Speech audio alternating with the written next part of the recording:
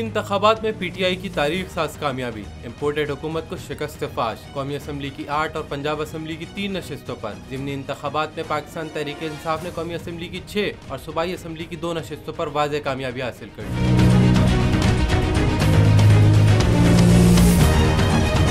खैबर पख्तूनख्वा में PTI का clean sweep, NA-24 Charsadda, NA-31 Peshawar और NA-22 मर्दान से इमरान खान वाज़ेह अक्सरियत से फतहयाब। NA-118 Nankana Sahib, NA-108 Faisalabad, NA-239 Karachi Shah Faisal से भी चेयरमैन PTI इमरान खान ने कामयाबी हासिल करके PDM उम्मीदवारों को धूल चटा दी। पंजाब असम्बली के हल्के PP 241 बहावलनगर से भी PTI उम्मीदवार मलिक मोहम्मद मुजफ्फर खान कामयाब करार पाए।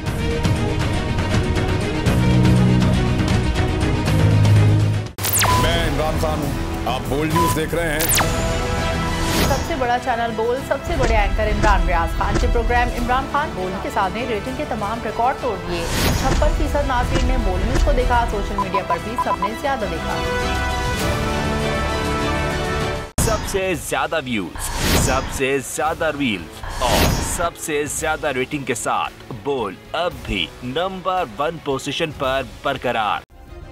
सब्सक्राइब करें और बेल दबाएं ताकि कोई खबर रह न जाए।